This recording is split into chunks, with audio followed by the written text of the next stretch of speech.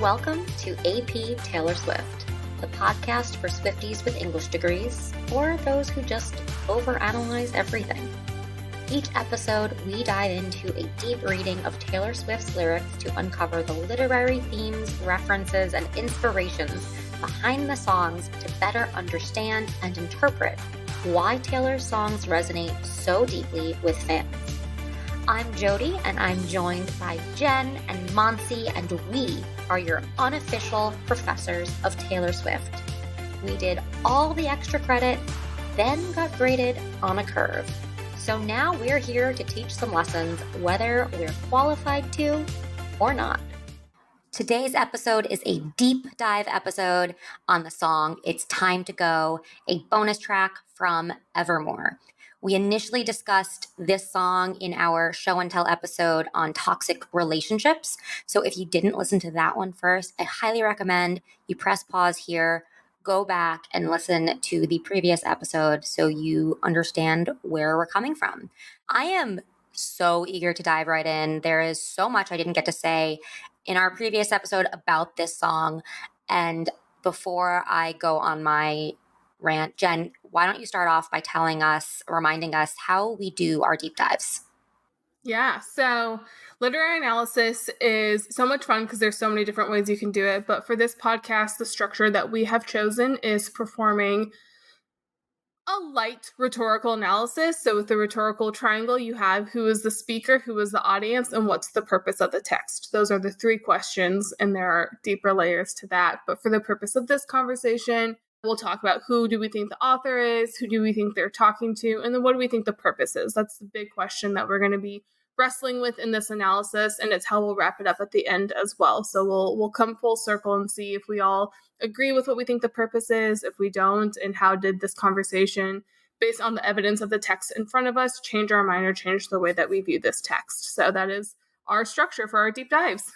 Awesome. Well, before I get to the structure, I'm going to be a bad student and just talk about why I love this song so much, and then we'll get to the analysis.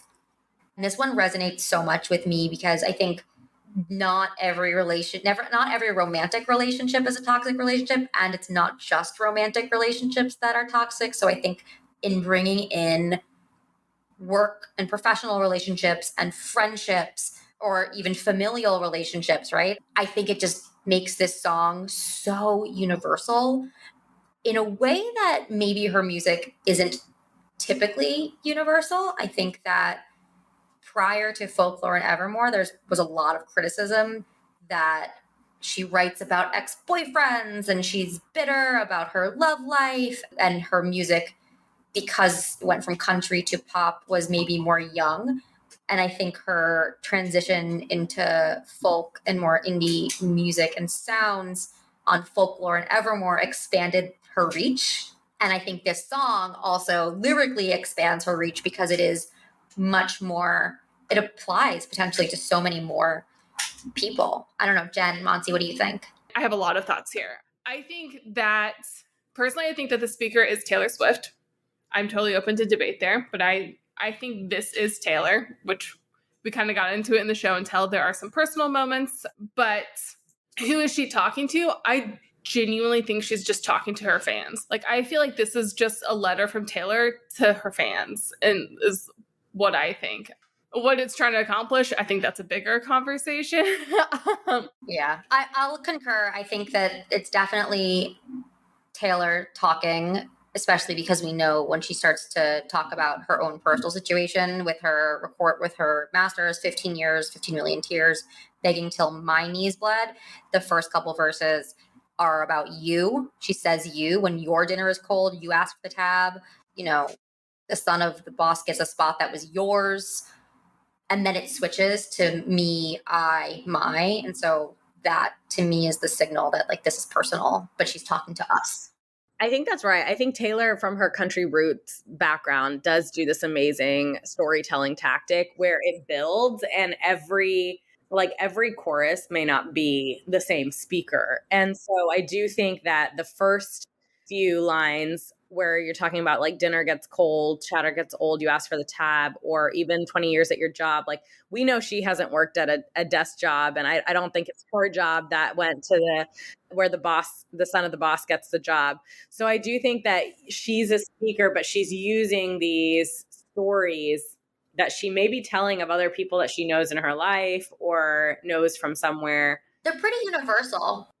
They're pretty universal, but I also think that she does this thing where she'll use real stories of people. So whether it's people she knows or people something that she's heard online or whatever, I could almost imagine this being like her using a few examples of something that's conveying the feeling that she's trying to convey, and then she inserts her own self in there in the conversation, to your point. Yeah, that her personal experience within the context of all of these other experiences that are other people's, but maybe that's what makes you better understand her situation. Right. And that is, it's like a very country music structure, which is why I was bringing that up. I feel like that's really common. Yes. In country. Well, she did it she has a similar situation in The Last Great American Dynasty. She also does it in The Archer. Who could say? You could stay. Yeah, just switching like that.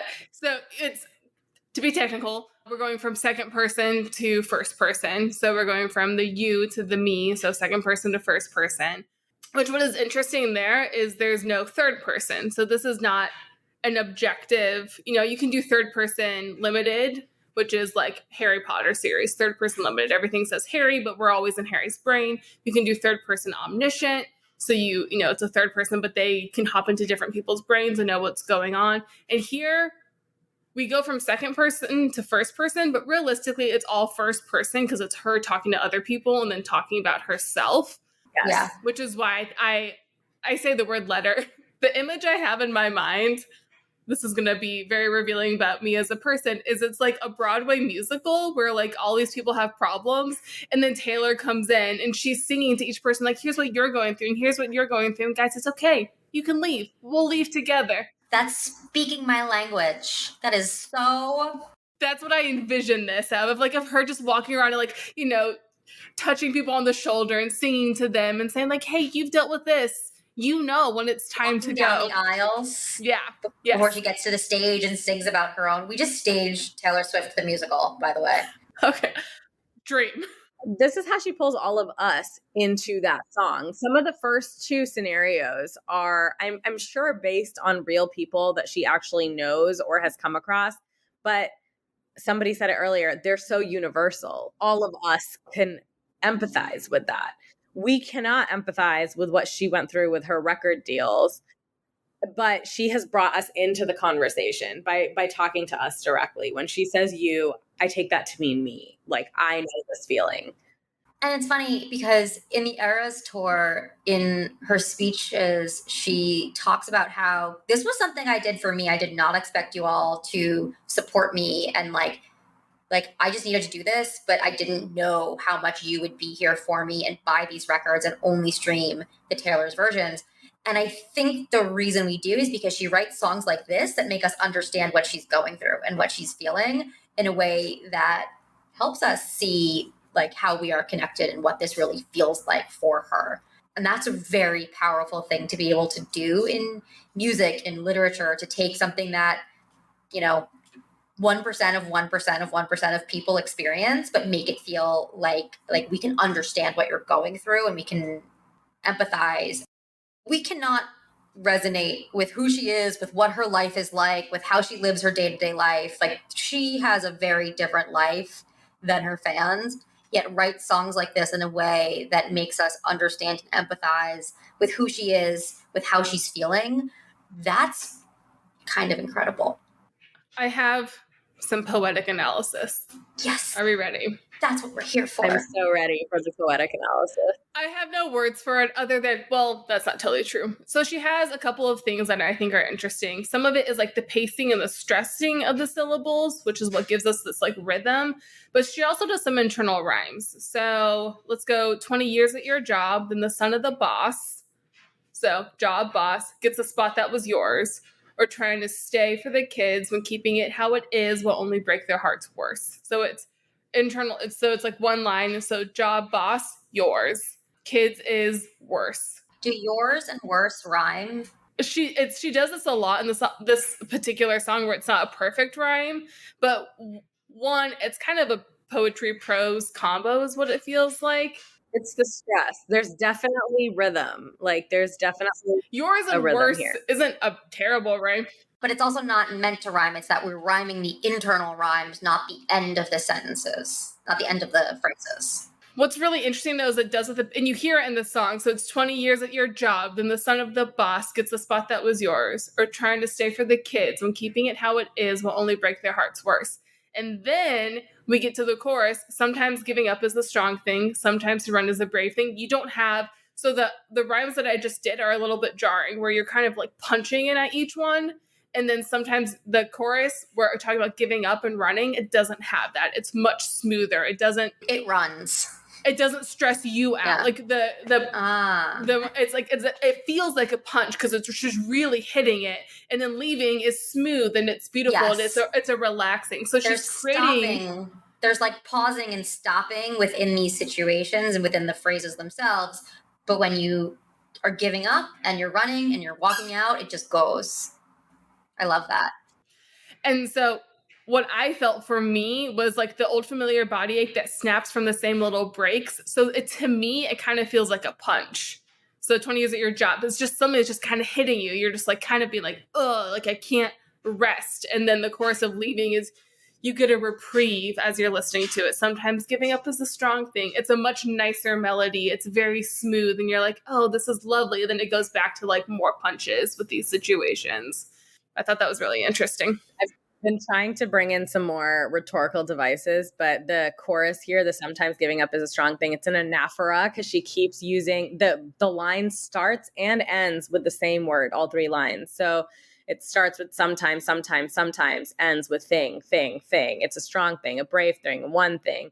And actually there's one more, it's a right thing. But the fact that she uses the same words at the start and the finish, that's what's giving us that relief. It's repetition, it's predictability, it's comfort, it's a salve. Maybe that's the solution. You have these difficult situations and you can have this like easy defeat. It's okay to be defeated, basically, is what I'm getting out of it.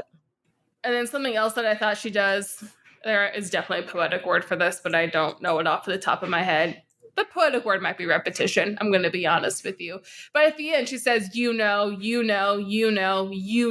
when it's time to go. To me, so you came at it from the literary perspective. I come at it from the more psychological perspective of that. To me is convincing yourself that it is time to go. Because even though you feel it in your bones, we talked about that gut feeling, the ache, the snaps in your breaks in the soul, like, even if your gut feels it, you often still have to convince yourself to take action and go. And so I see the ending verses, and in your soul when it's time to go, you know when it's time to go. So then you go. You just go. Like, I don't think she has gone yet. It takes that much convincing to go. So that was the first thing I wanted to say. The second thing I want to say was on the gender of like what we're talking about, who is the speaker, but also who is she talking to? The first one, doesn't matter. Dinner's cold. The second one, again, he's insisting that friends look at each other like that. Okay, if you're in a heterosexual relationship, he's talking to a woman. We don't know for certain that she is referring to a heterosexual relationship. But the third situation, the words of his sister come back in whispers, prove that she's not what it seems from what she seemed, not a twin from your dreams. She was a crook who gets caught. So I don't know. I went to like identical twin versus fraternal, like, because a fraternal twin could be a boy. But again, I get these little, to me, she is talking to women. Maybe that's because I am a woman. I get hints from the text that she is indeed talking to the female perspective, in addition to what you were saying, Jen, that like this idea that 20 years at your job and the son of the boss gets the spot that was yours. That happens to men, absolutely. But I don't know, something in here feels like she is talking to women. It's the female experience. Yeah, very female. That's what women do. Trying to stay for the kids when Yeah, like I'm sure some men want to stay for their kids. But they do ultimately what they need to do. Like, God, it's being recorded and broadcasted out. But my theory is that men think about themselves first and women think about others first before they think about themselves. Yeah. And I feel like we should caveat and say, like, it would be very interesting to hear a male perspective. So if we have any listeners who'd like to come on the show and talk about the male perspective of this song, we'd love to have you. Reach out to us on all of our social media channels and we'll get back to you. Yeah, like we would love to. I think it would be really interesting to hear if there are men who heard the song and what they connected with, because I do think that one of the themes that we keep talking about is how Taylor does make her songs so universal. And Aaron Dessner is a writer on so many of these songs. And so I do think that we like can't totally write it off. But I do think that, yeah, like as women, you can see every situation and take it kind of personally and be like, yeah, she's totally speaking to the female experience here. It would be so curious to see if men also feel that she connects with them that way, because my hunch is like she's just freaking talented and probably can, you know? Sorry, I was just checking to see if Mad Woman was on Evermore or Folklore. It's on Folklore, so I won't make the point that I was going to make. I agree with you with the sister thing too, though. So one of the things that I think is kind of fun in this analysis is you ask why this word, and so you don't have to, but like the way I think of it is like there's other words she could have used here. She could have said when the words of a friend come back in whispers, but she chose the word sister. Obviously is gendered, but to me it creates, when you hear the word sister, you think of a different bond. Yeah, it's a sisterhood. That's the word I think of, is sisterhood. The bond I have with my brother is very different than, I don't have a sister, but I would imagine the bond between sisters is very different than the bond between a sister and a brother. Yeah. Yeah, but women also use men do this too. Men use the word brother to also refer as friends. Women use the word sisters to also just refer to female companionship. I don't know why, but Cheetah Girls, Cheetah Sisters just popped into my head. I was like, who uses the word sisters?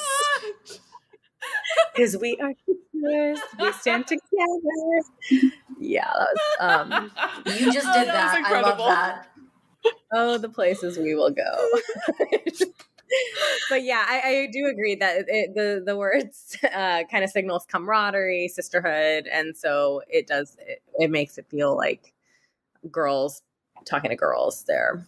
The other words that repeated that I found were really interesting, or maybe that, again, familiar and same. So she says, for that moment, again, he's insisting that friends look at each other like that old familiar body ache that snaps from the same little breaks in your bones. Like this idea that this is, this from experience. This has happened again.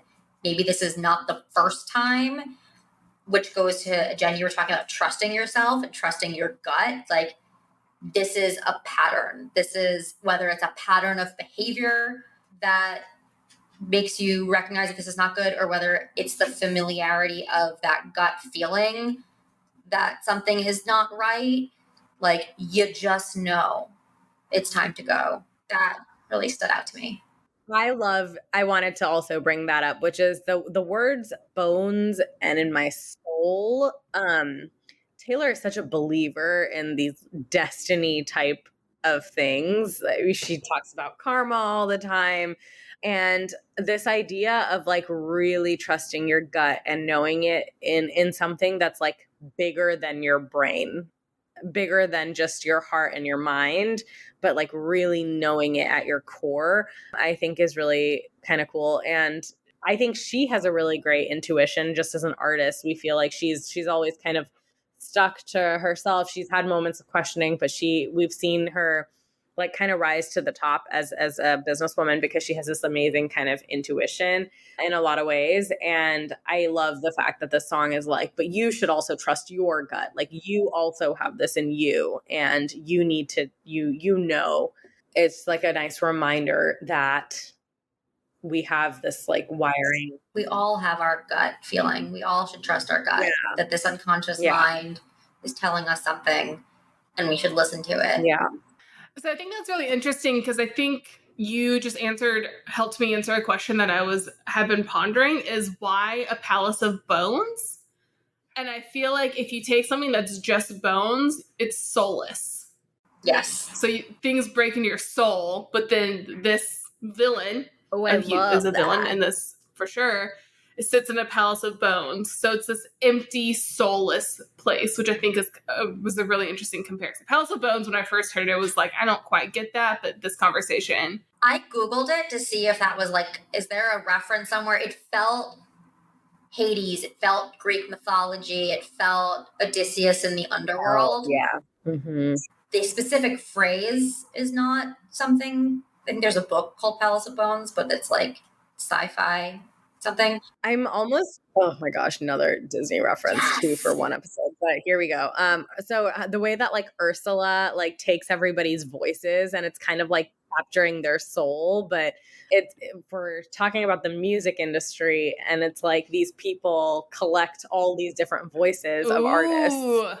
I love that. What does that leave? It's like almost like you're sitting on a bunch of bones because like you hold all the souls, right? Like you hold all of the souls captive. Can we stick with this phrase? He's got my past. Well, now he sits on his throne in his palace of bones, praying to his greed. He's got my past frozen behind glass, but I've got me. You're on your own, kid.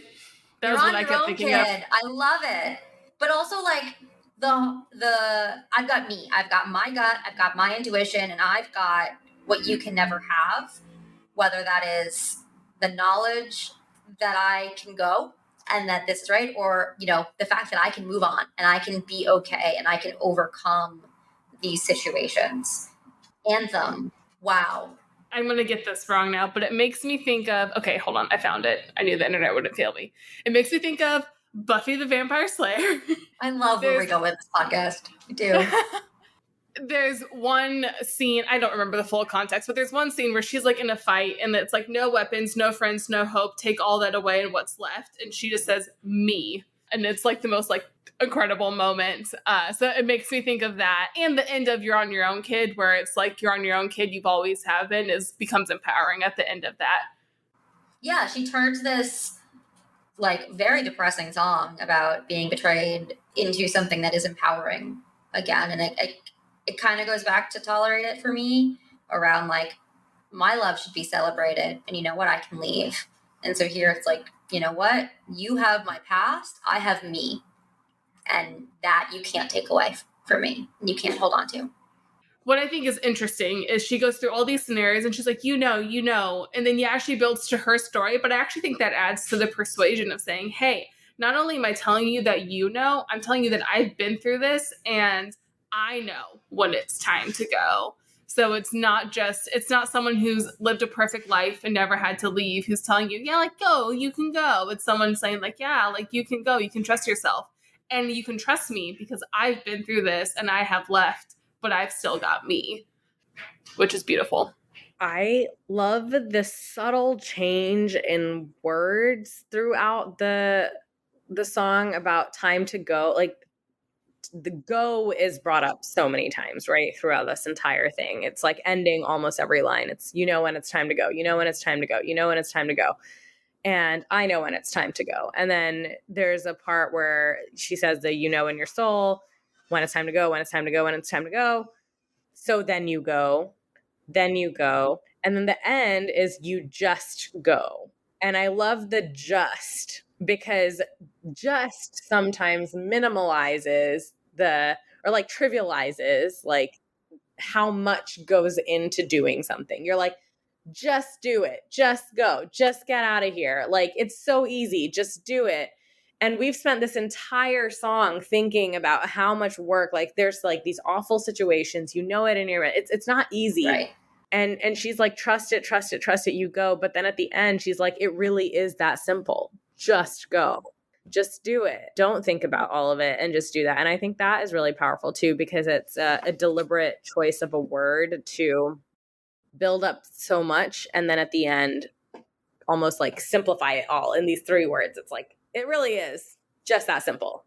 Just go. Well, and the narrative she's building here too is sometimes giving up is the strong thing. Sometimes run is the brave thing. Sometimes walking out is the one thing that will find you the right thing. I love that. I think that goes with that too. You don't need to find the right thing before you go.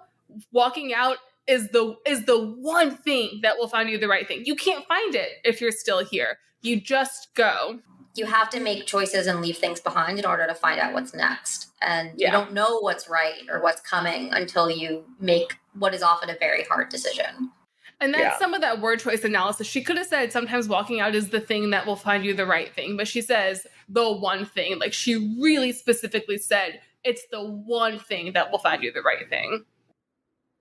This so reminds me of a conversation I had with a friend just this weekend about leaving her job to find another one. And I was like, if you're not even open to it, you might never find it. Like, the opportunities might be around you, but you might not find it if you're not open to it. And I'm thinking back to just the headspace that so many people were during the pandemic, where we were doing a reprioritization of our lives. Like, everybody is trapped in their homes. They're like reconsidering everything.